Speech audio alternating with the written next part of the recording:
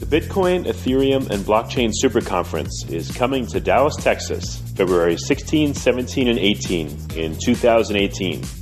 If you know of a better way to get the latest insider knowledge about crypto, to hear directly from the top minds in this field, to interact personally with 800 fellow crypto lovers, hodlers, investors, miners, traders, developers, and founders, then I'd like to hear about it.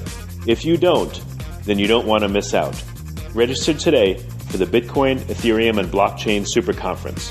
Go to bitcoinsuperconference.com and register today as a super early bird to get the lowest rates on tickets and hotel rooms. That's bitcoinsuperconference.com. Welcome to Almost Here, Round the Corner Future Technology podcast with Richard Jacobs. Future technologies poised to transform our lives for better or worse are the focus of this podcast. Almost here means these technologies are now here and starting to be used, or just around the corner, from Bitcoin to artificial intelligence, 3D printing, blockchain, virtual reality, and more. Hi, this is Richard Jacobs with Future Tech Podcast. My guest today is Nick Fierro, CEO of Mimir Blockchain. Nick, how you doing? I'm good, Richard. Thanks for having me on. How are you? So tell me about Mimir Blockchain. What do you guys do? We are bringing blockchain to the masses. We're building a bridge between mobile devices, any device with a web browser, and the Ethereum blockchain. So what's going to be the use? So let's say, okay, is it a browser specifically that uses the Ethereum blockchain, or what do you mean? The first use case will be for developers, absolutely. What this is a system that uses the peer-to-peer infrastructure that the blockchain already runs on and incentivizes nodes in this peer-to-peer network to act as a secure bridge between mobile devices and the blockchain. So they'll be relaying this information back and forth. They can do so with old hardware that they have laying around, their laptops or old computer. So what does that mean? Am I going to be able to, is this a phone-based specific application where I can make calls phone to phone, using a blockchain, like a blockchain phone, or is this a different type of application? I'm sorry, I'm not understanding. A different type of application. So normally you would host your own node to interact with the blockchain and sync the blockchain. But what we're doing is using a secure messaging protocol and a proof of stake collateral system. You can connect your mobile device to these Ethereum nodes that already exist and, like a bridge, pay a small toll for sending your information and receiving it through these nodes that already exist. And it's basically an application that would reside on a mobile device or a plugin for the web browser. And this is going to be Ethereum blockchain specific or other blockchains? For now, it is for the Ethereum blockchain, but you could apply this to any blockchain that is like Ethereum in its peer-to-peer protocol and Ethereum virtual machine. So, all right, in addition to developer type applications, what about consumer ones?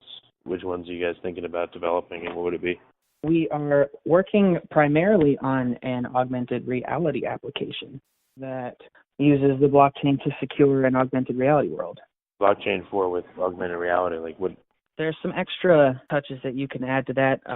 One is resistance to hacking malicious QR codes are one. So taking advantage of the cryptography of the blockchain to secure this information, as well as creating digital rights for airspace, media space on the sides of buildings or just kind of out in the open. Oh, so all right, interesting. So I never even thought about that. So in an augmented reality world, let's say there's a wall of a building, and I want to put up my advertisement on it. The owner of the building could theoretically control which AR systems could display and which couldn't there? Is that what you mean? Absolutely, with smart contracts, and then have all the payments settled through the media representer and the owner of the building. And to tack onto that, using just standard markers, you can have specific information hosted to specific individuals. That's weird, but how would you block, another AR system from displaying on that building to its users and no one would know? The uniqueness of the marker would be unforgeable by another application. It would have to be operating under the same principles. You couldn't necessarily spoof a marker because your device checks the blockchain for that marker if it's a valid marker and then receives the information for it.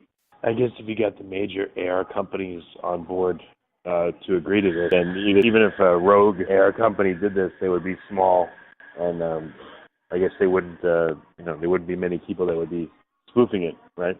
Right. Well, it's a new concept to me. That's why I'm thinking, that's weird. What else in the AR world? So displays. What other kinds of rights would there be in such a world? Rights, as far as the airspace is concerned, the security is a huge one, and the blockchain being a single source of truth. One of the more exciting applications that we've been considering in the wake of the recent natural disasters is using this as a secure platform to display escape routes via some GPS mechanism, creating an incentivized economy for finding these paths and helping escape victims.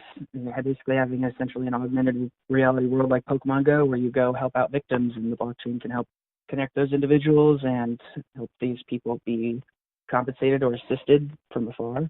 You'd push escape routes to people's mobile phones so they can get out in case of a natural disaster? Yes, and with the blockchain and the authorization of that, only first responders could be the ones to display these authorized routing applications. Yeah, I guess obviously you wouldn't want anyone to spoof that. That would be terrible.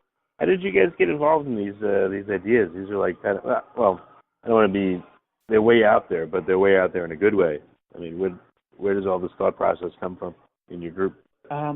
I've been dealing with blockchain since 2014. I got to meet Vitalik Buterin, the father of Ethereum, at the Miami conference after he talked about Ethereum, and I got the opportunity to go to Switzerland and be a part of the team that helped establish the foundation and perform the pre-sale and establish all the infrastructure there. So I've been dreaming about the potential of blockchain since then. And my best friend and business partner from when we were in the Navy operating the nuclear reactors, he was getting his engineering degree at the university, and he was working on some pretty interesting augmented reality applications. So I said, man, how can we apply the blockchain to this? So we kind of came up with this system, and along the way we realized that the infrastructure that we were building to make this so widely accessible to devices that would be using AR, such small devices, we stumbled on the bridge, and we decided, hey, we need to break this out, and we need to use this because it applies to any decentralized application that wants to be more accessible. Okay. So you started your own stuff, I guess you started your own projects to get your ideas out there. Right. Yes, this is where Mimir Blockchain Solutions was born. What does Mimir mean? Where did that name come from? Mimir is a figure from Norse mythology. He is essentially the god of wisdom, and he guards the well of knowledge.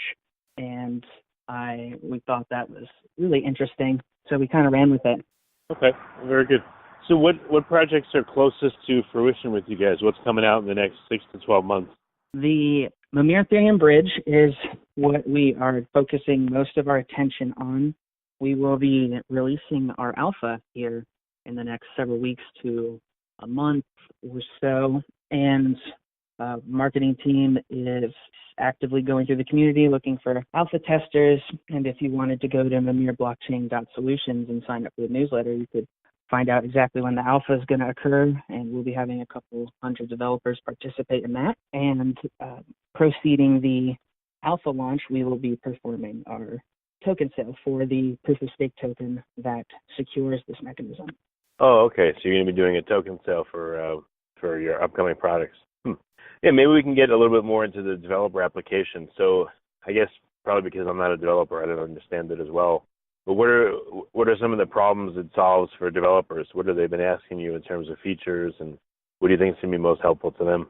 One of the most exciting aspects is since you're using nodes that already exist in the network and are already synced to the blockchain, you can reduce the time necessary to scale your project and actually create this path for your users to access. Because normally you have to either the user of the application has to run their own node and interact with the blockchain, or the developer or provider of the application has to provide this service from the cloud.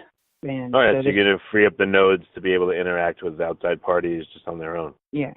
And the idea is that since you can be paid for the service, it'll give people a reason to want to join the network and grow it, because having more active nodes in the network makes it more secure. But these services can even utilize our platform in times of high load, like a peak energy plant supplements a large solar network by taking on the extra demand when it's too high. Okay. How many nodes are out there in the Ethereum network? What's the guess? And, would it help to have a lot more, and why? I can tell you that I can't tell you exactly how many nodes there are right now. It fluctuates between upwards of 30 or 40,000, sometimes 60,000. But the idea is that more nodes means more copies of the blockchain and more information that's being spread around, because the whole security guarantee of the blockchain is all these nodes talking to each other and weeding out any kind of lies.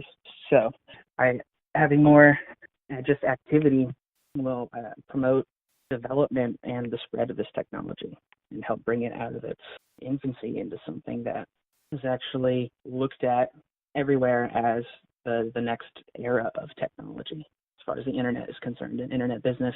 Is there going to be any hierarchy of nodes, you think, or they're all going to have the same functionality, the same usefulness?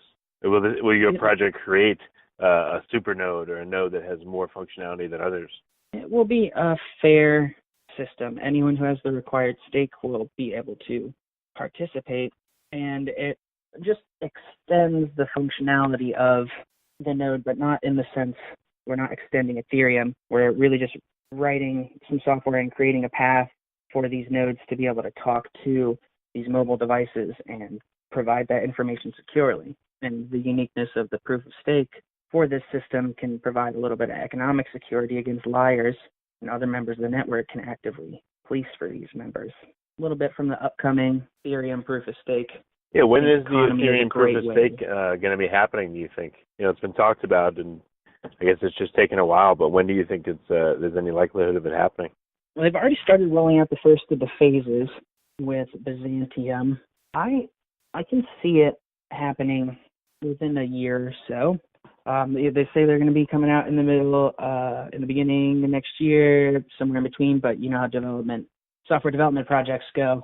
So I'm keeping my fingers crossed for them to finish it as soon as possible and incorporate it. But some really great minds, I think, working on the project that are just devoted to that solution. So I have very high hopes. Okay, yeah, I was just wondering from someone that's somewhat of an insider on when that might happen. Any implications you think that are going to come for you guys and for Ethereum once it goes to proof of stake? Or is it going to stay kind of a hybrid proof of work, proof of stake? Or what do you think is going to happen? I'm counting on the full proof of stake rollout. I like the system, the guarantees it can help provide, and the added ecological benefit of not having a validation network that uses the electricity of small countries. Right, yeah, definitely. Probably be better distributed elsewhere. All right, well, very good. So how can developers and regular people find out more about Mimir Blockchain and get in contact with you? They can go to our website, mimirblockchain.solutions, and follow us on Twitter at Mimir Blockchain. If you want to follow me personally on Twitter, you can do that at BlockchainNick. And we also have a Medium account under the same handles, as well as a YouTube channel. You can come subscribe when we have enough subscribers. We can change our name, but if you search on YouTube for Mimir Blockchain, you can find out some videos of what we have going on, and they're also posted on the media section of our website. So we have some really good videos explaining what the Mimir Bridge is, introducing the team, and it's a great place to stay tuned. Okay, well, very good. Well, Nick, thanks for coming on the podcast, and I appreciate what you guys are doing. Thank you for having me on. I was really, really excited to talk about this to everyone. The Bitcoin, Ethereum, and Blockchain Super Conference is coming to Dallas, Texas, February 16, 17, and 18 in 2018. If you know of a better way to get the latest insider knowledge about crypto, to hear directly from the top minds in this field, to interact personally with 800 fellow crypto lovers, hodlers, investors, miners, traders, developers, and founders, then I'd like to hear about it. If you don't, then you don't want to miss out. Register today for the Bitcoin, Ethereum, and Blockchain Super Conference. Go to bitcoinsuperconference.com and register today as a super early bird to get the lowest rates on tickets and hotel rooms. That's bitcoinsuperconference.com. You have been listening to Almost Here, Around the Corner of Future Technology podcast with Richard Jacobs. Subscribe to this podcast, post a review to discover more future technologies that are poised to transform our lives for better or worse, such as Bitcoin, artificial intelligence, 3D printing, blockchain, virtual reality, and more.